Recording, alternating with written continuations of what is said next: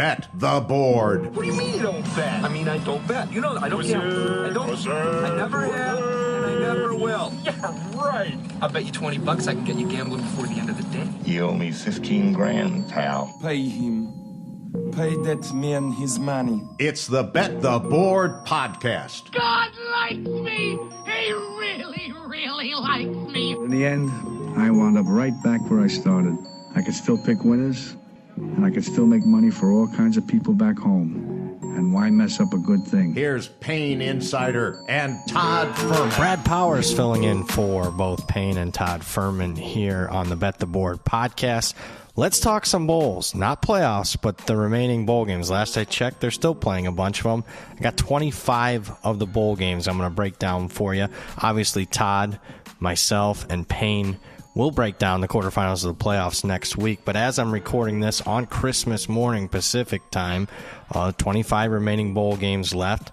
What I'm going to do for this particular podcast, we're going to go in reverse chronological order. So if you just happen to miss a day or two, and maybe you're not listening to this podcast until the weekend, Saturday, December the 28th, and you missed some bowl games, no worries. You don't have to fast forward or anything. I'm going to start with the January 4th Bahamas Bowl, then work my way towards the December 26th Bowl, so that you don't have to fast forward. But I will say this. At the very end of the podcast, I will have a best bet and a line that I do expect to move here in bowl season. And speaking of moves, before I start breaking down the games, a couple of quick nuggets. Obviously, so far, it's been pretty favorite heavy here as far as the current bowl trends. If you count the 4 playoff games, which obviously favorites all won and covered, home favorites.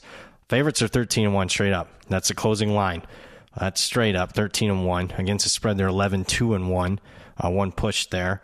Obviously that's not ideal for the sports books. But if you've been on top of these and been betting favorites and been betting the better team, specifically after line moves, you've been in pretty good shape. And speaking of line moves, another nugget that I found interesting: if you steam chase any line move of 3 points or more, sides and totals, right before kickoff. So anything, you look at the screen, you look at it compared to the consensus opening line, and you see that smooth 3 points, whether it's a side or total, you bet it 5 minutes before kick, you're 10-3-1. Not too shabby. So it has paid to it's an information business when it comes to bowl games. Information matters. And it just so happens usually getting the best number matters. It hasn't mattered so far. So anything that's moved significantly, doesn't matter what you've gotten, you've done pretty well. So there's a couple nuggets. Obviously, it's early. We've only played 14 bowl games, counting the playoffs so far. Plenty more to go, including 25 games that I'm going to break down here. And then obviously, again, like I mentioned, Payne, Todd, and myself are going to break down the quarterfinals. 2 really good matchups: Notre Dame, Georgia, obviously Oregon, Ohio State. Basically, those are almost more like semifinals than quarterfinals. And then we got a couple of double-digit favorites. Boy, Texas and Penn State really got good draws there. But that'll come next week, next Monday. Let's talk bowl games. And again, like I mentioned, Saturday, January the 4th, we're going to do reverse chronological order here. We're going to start with the Bahamas Bowl. We got Buffalo taking on Liberty. As I'm recording this Christmas morning, Buffalo is now favored. 2-point favorite here, total 51. Liberty opened favorite in this one. We've seen a pretty big line flip here. I know crossing through 0 doesn't matter, but Liberty opened above 3 in some of the very soft openers. And now we have Buffalo probably going to close, if you catch my drift. More likely Buffalo closes the 3-point favorite than it going back. Liberty's better in the stats, but Liberty has played the weakest schedule in the country. Buffalo hasn't played a much tougher schedule. I mean, they're bottom 4 or 5 as far as strength of schedule. Buffalo's taking the money. Why? I mean, it just starts with who Liberty's not going to have. 8 starters, 17 players in the transfer portal. Obviously, number 1 is Caden Salter at quarterback for them, not going to play. Buffalo has 2 players in the portal. Early on in the process, I mean, when you're doing confidence contest, I had Liberty. I'll just put it this way. I would not have Liberty in a straight-up confidence contest. I have Buffalo winning this game, and I do think Buffalo is going to continue to take money. Let's go to January 3rd, Friday. Got a couple of bowl games here. Again, we're going in reverse chronological order. We'll do the Mayo Bowl, Bank of America Stadium in Charlotte. Minnesota taking on Virginia Tech. Minnesota taking the money. They're out to a 6.5-point favorite. Total's down to 42.5. I think quietly Virginia Tech could be one of the most ravaged bowl teams. Recent practice for them, they were down 14 starters. 14 starters out of the lineup. Looks like the offensive line, defensive line, and defensive back rooms look to be impacted the most. Also looks like Kyron Drones, who that was banged up at the end of the season. He'll be out. Looks like it'll be Schlee or Watkins will start at quarterback for the Hokies. Minnesota's down 3 starters as I'm recording this. 2 teams, we're just looking at their basic stats. They're similar in stats, played some similar strength of schedules. But again, Virginia Tech down possibly as many as 14 starters. PJ Fleck, Minnesota head coach, been dynamite in bowl season. 5 straight bowl wins. Make it 6. I think Minnesota wins and covers. Also on Friday, January the 3rd, First Responder Bowl. This is in Dallas, Texas. We've got Texas State taking on North Texas. A lot of money coming in on Texas State and the under so far. Makes sense. North Texas lost their starting quarterback Morris, top wide receiver Sheffield, their starting tight end, 2 starting offensive line. North Texas's offense is going to be compromised. Drew Mestamaker is going to start a quarterback for North Texas, it looks like. On the other side, Texas State is down 6 starters too, led by their starting running back, who's a good one. Here we are. Some 14s are popping as I'm recording this. I'm part of the under money. I can't get to the window chasing Texas State at this point. The Bobcats have been favored in every game this season so far, and yet they have 5 losses. Can't get there. If it goes to 14, pizza bet North Texas for me. Let's move to January 2nd. Got the Gator Bowl here. Ole Miss taking on Duke. Another big point spread here. Ole Miss favored by 14.5, total 52. Duke's only got 4 players in the transfer portal, but one of them was their starting quarterback, Malik Murphy. He's off to Oregon State. Duke ponied up and paid the Tulane transfer quarterback, Mensa, going to be one of the highest paid players in college football next year. Does he deserve it? I'm not sure, but kudos for Duke for paying out the money. I do think Mensa will end up being an upgrade over Murphy, but that won't matter here. Beelan will get the start for Duke at quarterback. As of Christmas morning, Ole Miss starters plan to play, many of them, including obviously Jackson Dart at quarterback. Ole Miss statistically is dominant as anybody, number 1 in the country in yards per play margin, played a more difficult schedule than Duke. However, I got to say, these are typically the games where head coach Lane Kiffin isn't dialed in, doesn't have his team focused. I can't trust. If I knew Ole Miss was going to play at least their B game, I wouldn't be afraid to lay the 14.5. I can't guarantee that. So pass on the side, lean under. I think Ole Miss, when you think Lane Kiffin, generally speaking, you think offense, you think high flying offense. Reality is Ole Miss has been more defensive oriented the last couple of years. Under's 10-2 in Ole Miss games this year, so lean under for me if you got to get involved. Again, I'm going to skip over the 4 playoff games: Notre Dame, Georgia, Ohio State, Oregon, Texas, Arizona State, Penn State, Boise State. We'll talk that on Monday with the guys. Give you a deep dive on all 4 of those games. We'll spend on just those 4 games well over an hour, so we'll look for that on Monday. I'm moving towards December 31st. New Year's Eve, Baylor taking on LSU.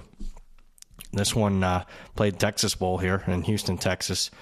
LSU's got many more opt-outs than Baylor. In fact, there's a big reason why LSU opened 3. Now we see, I'm seeing at the book in Vegas that takes the biggest limits. I see Baylor as high as a 2.5-point favorite now. So we have a favorite flipped here. Baylor, you could see why LSU down 6 starters, 17 players in the portal. Baylor's only lost 1 starter. Baylor better team statistically in yards per play margin. Obviously LSU played the tougher schedule though, but I just think LSU's offense really depleted. Lost their 2 starting wide receivers, their starting tight end, who I really like, their top 2 offensive linemen that'll get drafted early. I just think their offense is compromised. So understand the Baylor money. If you got to get involved there, that would be my lean, but I prefer the under 60. Total's too high, especially when LSU's compromised on one side of the ball. Next up, Citrus Bowl. This is a pretty decent matchup. South Carolina taking on Illinois. Speaking of South Carolina, they're one of the hottest teams in the country. 6 straight wins. They have one of the best cover margins in college football this year. They've covered their games by an average of 9.4 points per game. They're much better in the stats than Illinois. They played the tougher schedule than Illinois. Both teams have had pretty minimal opt-outs. Defensive end for South Carolina, Kennard, who I really like, one of the nation's leaders in sacks. He's not going to play. Illinois' top wide receiver, Pat Bryant's not going to play. Tough game. Not wild about laying 9.5. Money's coming in on Illinois, so that tells me maybe a few more guys are going to opt out for South Carolina. But it's a game I have not bet, side or total, yet. Maybe a missed opportunity not betting Illinois at plus 11.5, but I'm not going to cry too much about not having an Illinois ticket in my pocket. I thought Illinois was worse than their record this year. Fortunate in a bunch of games, caught teams at the right time, turnover dependent. South Carolina plays their B game or better. I think if you bet South Carolina at single digits, they might get you to the window. But again, I didn't bet it. Next up, Sun Bowl. We're still in New Year's Eve here. Got Louisville taking on Washington. Louisville down to a 2.5-point favorite. Total's 49.5. I thought both teams were better than their records this year. I mean, you look at Louisville plus 1.6 in yards per play margin. That's 16th best in the country. And they played a top 25 toughest schedule. So, I mean, I got Louisville easily a top 20 team in my power ratings. Washington was plus 1 yard per play margin against a top 20 schedule. Oh, boy, this is a tough one. Another game I'm not involved. Washington's got 22 players in the portal. Louisville's got 6 starters opting out, including their quarterback, Tyler Shuck. That's why you got Washington taking a ton of money. I think if everyone was healthy, Louisville would be right around a 6 to 7 point favorite. I haven't made a bet. I don't have much interest here in this one. Not sure how I'll get to the window unless I get to some key piece of information right as it's breaking. But right now, that's rare for me. I had 30-plus bets, within the first day of bowl betting, and this wasn't one of them. So I don't expect to be involved. Game I am looking to be involved in is the ReliaQuest Bowl, Raymond James Stadium, formerly the Outback Bowl in Tampa. Got a rematch of last year's college football playoff semifinal. Michigan won 27-20 against Alabama. Safe to say, a lot less fanfare for this matchup. Alabama's favored by 12. Total 43. I think it's an important game for both coaches not to lay an egg. I mean, if Alabama were to lose, that'd be devastating for Kalen DeBoer. Michigan got beat by 40. Obviously they're still riding high. They got the number 1 quarterback, the true freshman quarterback, Bryce Underwood. You get to know that name. They beat Ohio State. So, I mean, Michigan's feeling pretty good right now. But a 40-point loss in a bowl game, an embarrassing loss, stop a little bit of that momentum. Both teams, many opt-outs. I mean, Alabama's going to be down 6 starters. They're depth shy, big time at wide receiver. Really only 2 legit scholarship guys there at wide receiver. They're also depth shy at defensive back. Michigan, 6 starters opting out. I mean, many of their top players. I mean, almost all 6 of those guys are going to go in the first 2 rounds of the draft. Both teams played top 10 strength of schedules. Alabama was significantly better, plus 1.6 in yards per play margin. Michigan had a negative yards per play margin. Early money's on Alabama. Respected service. Laid it with them a couple days ago on Christmas week. I agree with that. But after it got out there, a little bit of buyback on Michigan, I'm not totally confident that I think there could be some opt-outs on Alabama as we get closer to kick, so keep an eye on that. But I'm looking to have an Alabama ticket personally. Let's jump forward to Monday, December 30th. We got the Music City Bowl in Nashville. Missouri taking on Iowa. Missouri right now a 3-point favorite, low total 40. Pretty solid SEC Big Ten matchup. Iowa's better in the stats, played the tougher schedule, so I mean, shoot, if you're better in the stats, you played the tougher schedule, and you're getting +3, well, we got to bet Iowa, right? No, I'm not there. Caleb Johnson, their outstanding running back, I mean, their main offensive weapon, maybe their only offensive weapon, he's not going to play. Missouri's down. Luther Burden, no surprise there at wide receiver. He's not going to play. Sullivan is going to play quarterback for Iowa. He gives them kind of a running threat. Another game, I hate to be a broken record. And again, I'll have a best bet at the end. I didn't bet side or total. I guess at current, I'd rather take the 3 with Iowa. I'm being greedy, though. I'd like to see a 3.5 show before I'd really consider making a bigger bet. Independence Bowl is next. And it's Army taking on Louisiana Tech. And we're already up to Saturday, December the 28th as we skip a day, the Sunday NFL day. Army right now, huge favorite, 17, total 44. Obviously, Army was originally scheduled to play Marshall here. Dunner and Hurd opted out. So many players in the portal couldn't field a team, I guess. Army gets a 5-7 team instead of a Sun Belt champion. I will say Louisiana Tech was better than their record. They're 2-5 in games decided by 7 points or less. They covered their last 5 games. They had a positive yards per play margin. Army's going to be without their top running back, Udo, transferred to Arizona State. Their offensive line coach left to become the head coach at Central Michigan. Keep in mind, Army's offensive line won the Joe Moore Award as the nation's top offensive line. Didn't play like it against Notre Dame or Navy, though. I think Army bounces back. I don't question their motivation after the disappointing loss to Navy. A couple weeks off, they'll certainly bounce back and win this game. Do I want to lay 17, though? No. Pass. Interesting game. Probably one of the most viewed non-playoff games. Alamo Bowl, San Antonio, Texas. We're on Saturday, December the 28th. We got BYU taking on Colorado. Right now, Colorado a 4-point favorite. Obviously, we've got 2 conference foes who didn't play each other this year. Main factor here, it's simple. I mean, I'm not breaking news, but the status of Colorado quarterback Shedeur Sanders and the Heisman Trophy winner, Travis Hunter. Will they play? Will they not play? Everything that's been written and said the last couple weeks say they're going to play. Market reflects that. Colorado being a 4-point favorite says that Shedeur and Travis Hunter are not only going to play, but they're going to play the whole game. I have some doubts whether they're going to play the full game. I don't know. If you're Travis Hunter, why do you play the full game? I wouldn't get that. Both teams just down a couple of starters. BYU's better in yards per play margin. Colorado played the tougher schedule. Just because I think there's a greater than 0% chance that Shedeur and Hunter might not play the full game. I think anything above 3, I like BYU. A respected service gave out BYU earlier in the week, although it didn't move much, which tells me there's a lot of people loving Colorado here. I'm on the BYU side. I bet BYU. I like BYU. Military Bowl, Annapolis, Maryland here. Got NC State taking on East Carolina. NC State favored by 6, total 58.5. Solid in-state matchup. Obviously, a little bit big brother, little brother type feel. ECU decided to remove the interim tag off their coach, Blake Carroll. We'll talk more about that in the offseason. I'm not sure it was a great move. I think ECU could be a really good group of 5 job. They have the facilities. They're in a rich talent area in the country, nice place to live. I think they could have done better. ECU is better in the stats, but obviously NC State played a much tougher schedule. We're talking like 65 spots tougher, so significant there. NC State's going to be without their defense coordinator, Tony Gibson. He left to become the Marshall head coach. East Carolina, though, is the one missing 5 starters. NC State's only missing 1.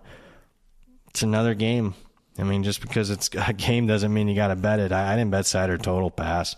I think it feels a little right. NC State's taking a little bit of money, and I understand that with ECU missing more starters than them. Arizona Bowl is next. Obviously played in Tucson. We're still on Saturday. And speaking of Saturday, 8 bowl games on Saturday, December the 28th. I looked it up. I'm like, when's the last time we had one day with 8 bowl games in college football? How about 1994? January 1st, 1994. It's been a while. Miami, Ohio, Colorado State, Miami. Now a 3-point favorite, some 2.5s popping. A little bit of money on Colorado State. Both teams down several key contributors. Tough one. Miami's going to be missing 5 starters, including their top 2 wide receivers. Colorado State's going to be missing 6 starters. Despite the 2 teams played a similar strength of schedule, Miami's much better in the stats. Seen a lot of under money, makes sense with Miami's offensive weapons compromised. I lean 3 or more. I lean Colorado State. Obviously, I preferred the 3.5, but 3 or more. Pizza bet. Rams. Pop-Tarts Bowl. This one, intriguing. Not only, from, you got a pair of top 20 teams in the rankings, but also intriguing in the markets because we got a big question mark here, maybe one of the biggest question marks this bowl season. It's played in Orlando, Camping World Stadium, the Pop-Tarts Bowl. 1-factor handicap. Will Miami quarterback Cam Ward play or not? All the indications are that he's going to play. Just because he's going to play doesn't mean he's going to play the whole game. So that's a big question there. Early money is on Miami. Iowa State, actually, the consensus open had them favored. Now we got Miami as high as 4 in a key offshore book that takes some high limits there. So that tells me Ward's playing and probably playing most of the game. Miami clearly better statistically, plus 2.4 in yards per play margin, one of the best marks in the country. Iowa State played a little bit tougher schedule. Keep an eye on one guy I don't think, reading the tea leaves, I really don't think is going to play is Restrepo for Miami. They're all-time leading wide receiver, so I think that's a key weapon out. What do we do here? Well, obviously, I mean, it's tough doing a static podcast where, I'm just a moment in time here, a picture in time. I'm recording this on Christmas morning.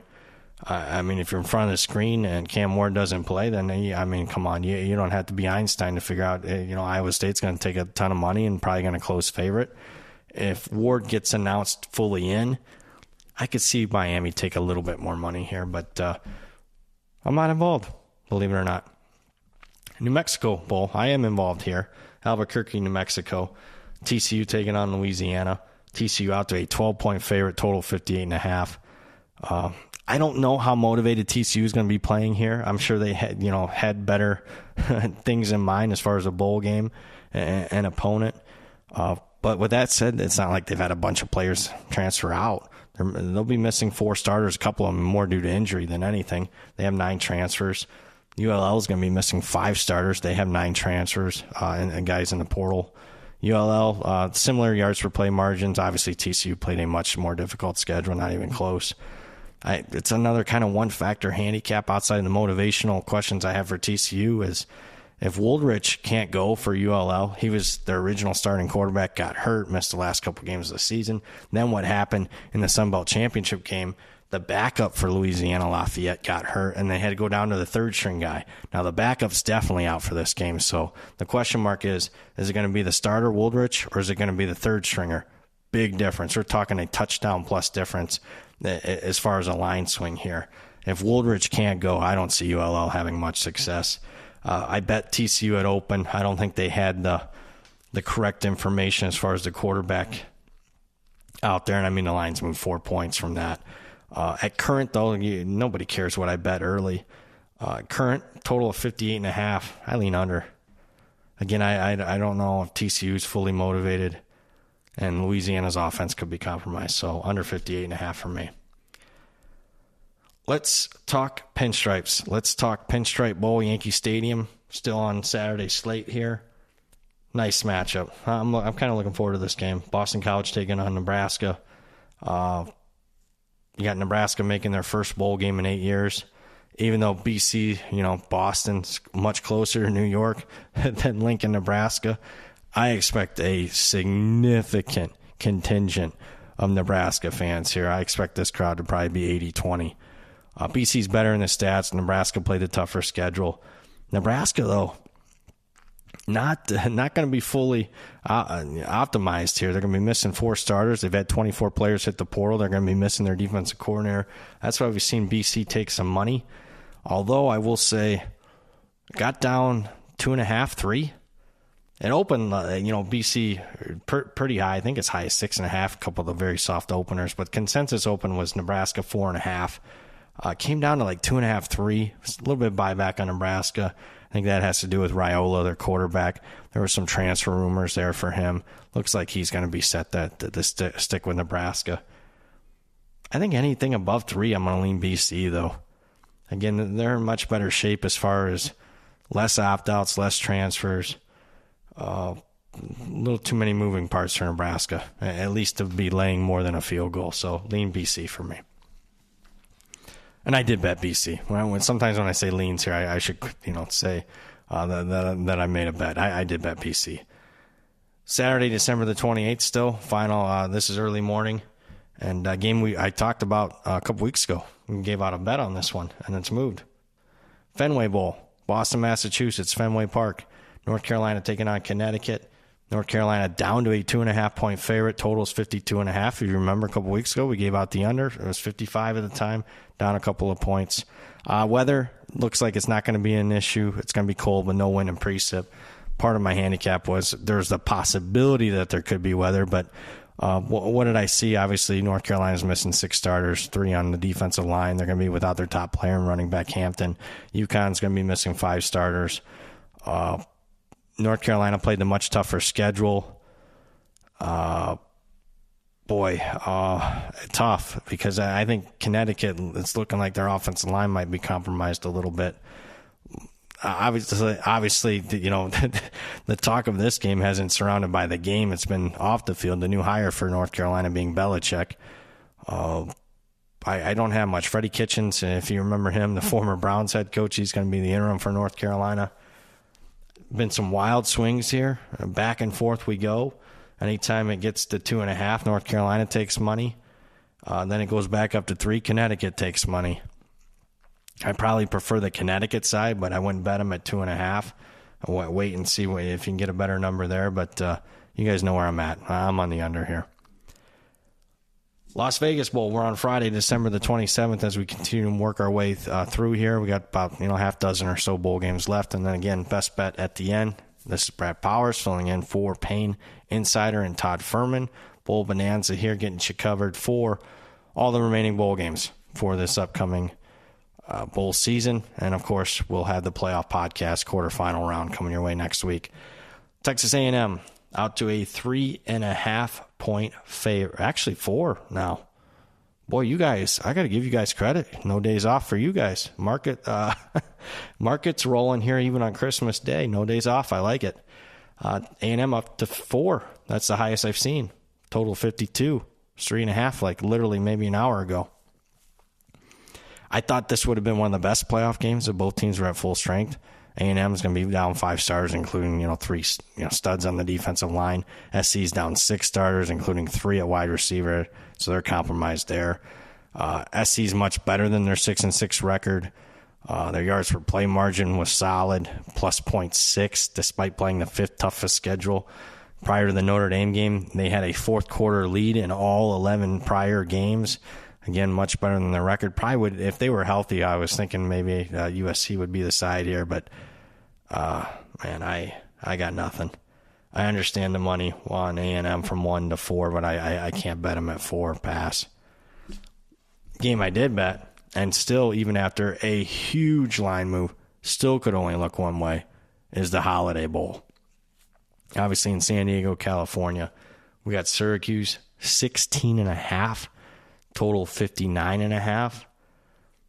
This one opened, I saw in one of the soft openers, 2.5. So it's moved 2 touchdowns. I think consensus was like 5.5 on the open when a bunch of books were up. Why has it moved 2 touchdowns?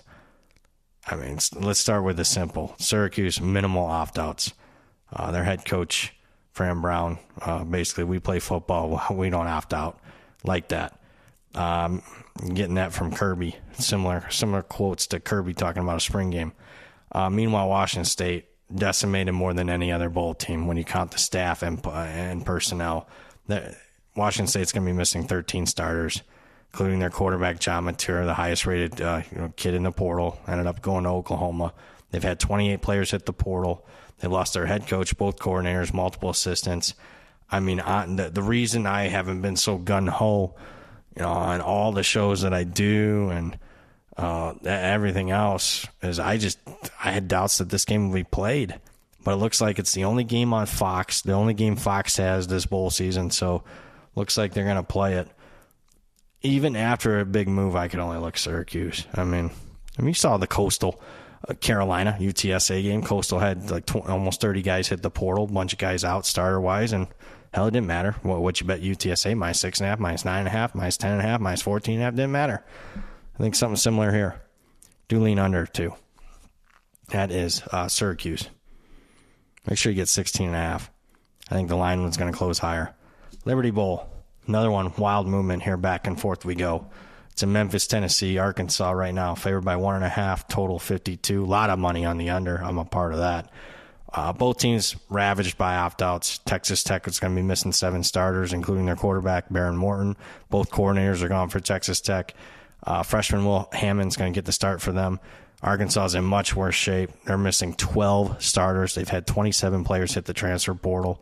Both teams played similar strength of schedules. Arkansas was the better in yards per play margin, but right now I just think Arkansas is completely compromised with 12 starters and 27 players in the portal. So at 1.5, I'm leaning Texas Tech plus the points. Kind of swung on that one. Originally, at the start of bowl season, I would have leaned Arkansas, but now I'm more on Tech's side, even with a backup quarterback. Another game, another big move. How about the Armed Forces Bowl? Fort Worth, Texas, where on Friday, December the 27th, Oklahoma a 3-point favorite over Navy. Oklahoma as high as 10-point favorite and one of the openers. So a 7-point move. Why? Well, I mean, you can guess why. Sooners are missing 10 starters, and they've had 24 players hit the portal. Navy, 0 starters missing. They've only had 1 player hit the portal. About as big of a discrepancy between two teams as far as the opt-outs as any bowl game this season. So that's why it's moved to touchdown. Navy's better in the stats. Obviously, Oklahoma's played much tougher schedule. In my strength of schedule rankings, Oklahoma played the 7th toughest, Navy 91st. Michael Hawkins is going to start at quarterback for OU. I expect OU to have a heavy rush attack. They're completely compromised at wide receiver. Like most of the season, they're even worse shape. I mean, they're going to have walk-ons playing at receiver. I would expect, well, they're starting tight end. I was going to say multiple tight ends, but I don't even know if they got that. So I would definitely two running back formations, I would think. Well, yeah, I mean, hell, let's play a little wishbone. Speaking of that, I got to tell you, though, I mean, Oklahoma's got a couple guys out on defense, but I think they'll have a game plan to stop Navy's offense. So I'm waiting for a 2.5. But even at 3, I lean Oklahoma. So that's one rare time where I understand the move. But at current, if you're asking me to make a bet, I would lean Oklahoma. Birmingham Bowl, still on Friday. A lot of bowl games. So we have 5 on Friday, 8 on Saturday. If you like bowl games, nothing better than the upcoming weekend. This one, the Birmingham Bowl, as you guessed, Birmingham, Alabama. Good matchup here. Georgia Tech, Vanderbilt, one of the better non-playoff matchups. Missed opportunity. I think both teams were play-on teams this bowl season. I like the Georgia Tech coaching staff. They have a big opt-out in their wide receiver, Eric Singleton. He's off to Auburn, top wide receiver in the portal. Vanderbilt's going to be extremely motivated. I haven't been in a bowl game in 6 years. Excited to be there. Georgia Tech's better in the stats. Vanderbilt played a tougher schedule. Vanderbilt in their preferred underdog role, 7-2 this year, 4 upsets. There are pretty much splits, 2.5s, 3s in the market as I'm recording this Christmas. If you got a 3 out there, I lean Vanderbilt. 68 Ventures Bowl is next. We got 3 more. Mobile, Alabama. This one between Bowling Green and Arkansas State. BG, much better team in the stats this year. Arkansas State's a fraud. I mean, bottom 10 in the country in yards per play margin. But with that being said, BG's suffered more opt-outs. 3 starters who transferred out to Power 4 programs. Those 3 starters, all of them, all MAC performers. The right tackle, the linebacker, running back Stewart, all MAC players, all gone. As of press time here, or I'm going off of press time. As of podcast recording time, that's old school newspaper in me. As of recording time, it appears the most important player for BG is their All-American tight end, Harold Fannin, who they get. I mean, their whole offense revolves around him. He's going to play, it looks like. So that's why BG's taking a little bit of money. It's out to 8.5 here. I don't like Arkansas State. They've had minimal opt-outs. 8.5, you're asking me what to bet?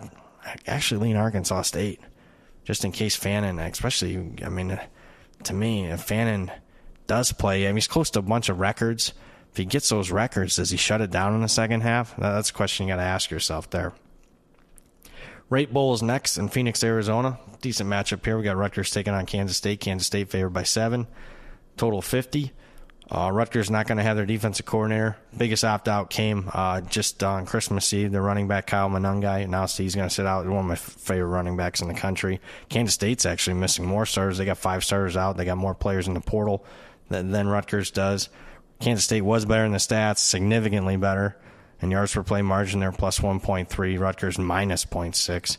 Kansas State played the tougher schedule. But I don't know. 7 seems fair to me. I make it right at 7. I mean, this is a game, lay 6.5, take 7.5, be done with it. Pass. Finally, before we get to the best bet, Game Above Sports Bowl. That's a new sponsor. It used to be the Motor Cities Bowl, then it was the Quick Lane Bowl. Now it's the Game Above Sports Bowl in Ford Field, Detroit, Michigan.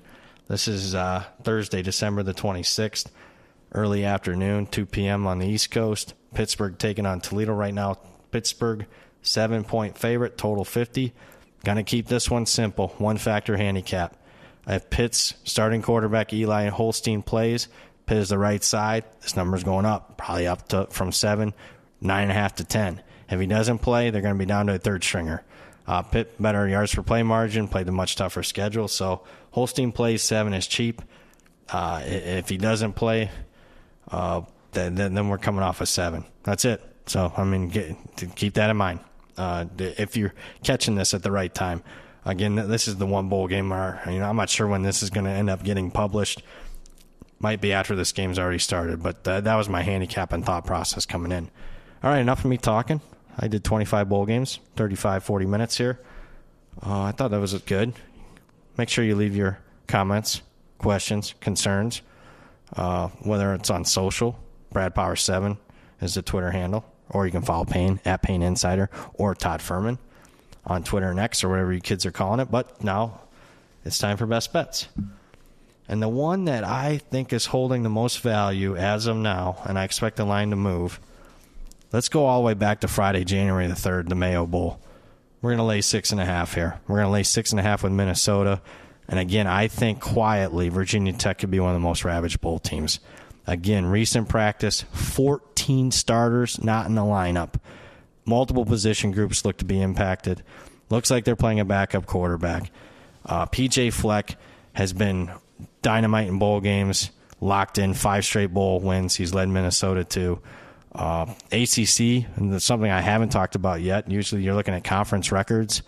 ACC's been abysmal so far. 0-3 straight up, 0-3 against the spread. So ACC conference could be overrated. That's another factor here. And while the line has moved a little bit, I don't think it's moved enough to account for all the opt-outs for Virginia Tech. Let's go ahead and lay 6.5. Minnesota minus 6.5, Friday, January the 3rd. That'll do it. Hopefully you enjoyed it. Quick rundown, not a deep dive. 25 bowl games in under an hour. In fact, in under 40 minutes. I am Brad Powers. But if you're looking for a longer form, more deep dive like you're accustomed to as far as Bet the Board, make sure you check out the college football playoff quarterfinal round where we're breaking down the 4 big games. Payne Insider, Todd Furman, and myself. Look for that on the upcoming Monday. That'll do it. And I'll talk to you guys in the future. We hope you enjoyed listening to this episode of Bet the Board. Make sure you follow Todd and Payne on X. Todd is at Todd Furman. That's TODDFUHRMAN. And Payne is at Payne Insider. That's PAYNEINSIDER. Don't forget, our weekly newsletter comes with an additional best bet. Have that delivered to your inbox by clicking the link atop the podcast show notes. And most importantly, subscribe and download Bet the Board. We're on Apple, Spotify, Amazon Wondery, YouTube, Google Podcasts, and all your other major platforms.